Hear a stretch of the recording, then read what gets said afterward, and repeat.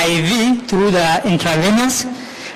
We have got an oral drug administration. For the purpose of this demonstration, we're going to do IM, intramuscular drug administration. The site of drug administration for IM, we have got 3 parts, one at the deltoid region, at the thigh, and then at the back, gluteal one. We're going to do the deltoid one. We don't want the blood flow to come in. So we expect that there is no blood flow here, and then you inject at an angle of 90 degrees. You pinch so that it will not bleed. Very good. Thank you.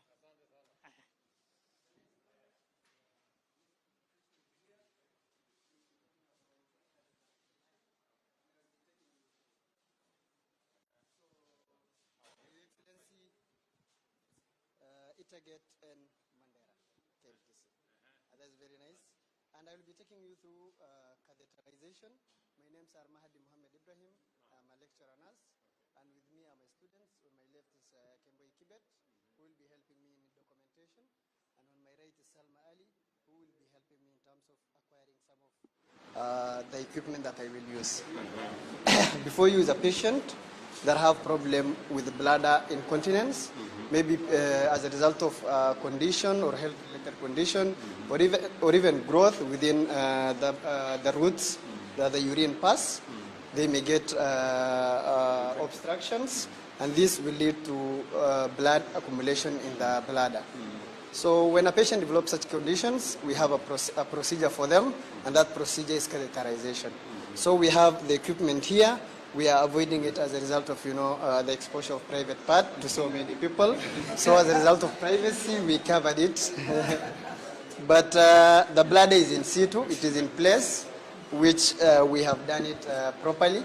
So this one is a blood bag urine. Okay. We will accumulate the amount of fluid that will come from the bladder, and we have the ranges here. It will help us in terms of knowing how many fluids that we got from this patient. And that is how the procedure is, Your Excellency. Thank you, ma'am. Okay, I appreciate it. We have the third presentation. Here. Yeah. One more. Yeah. They will be talking more about... Very good. Very good. Your Excellency, welcome to KMTC Mandera.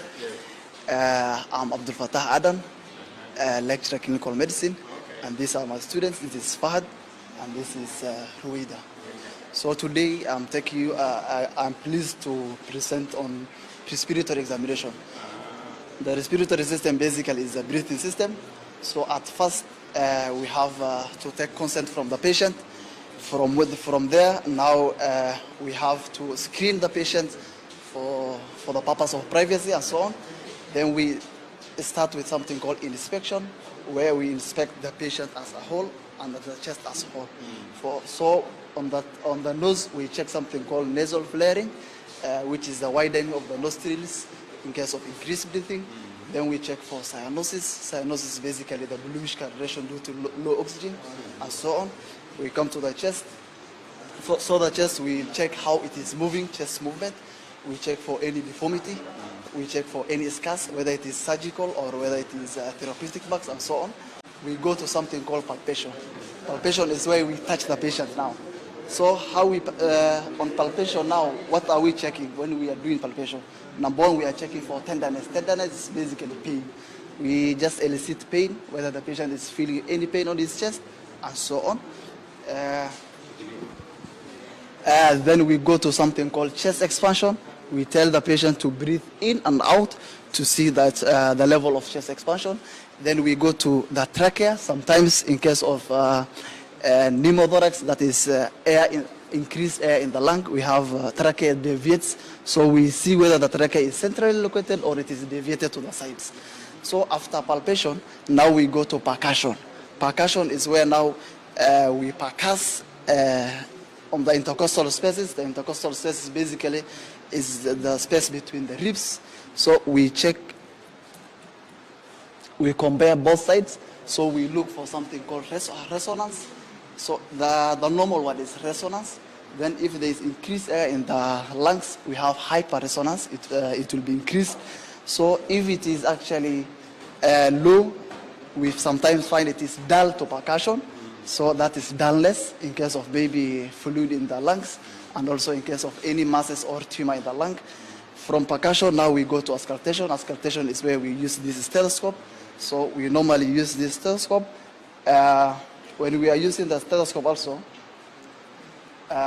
we use the diaphragm of the stethoscope. Again, we place this one, the place where we did the percussion, that is still the intercostal spaces.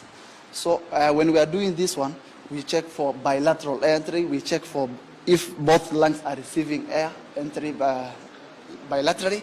Then from there we go to the breath sounds, whether it is normal or abnormal. The normal breath sounds is vesicular breath sounds.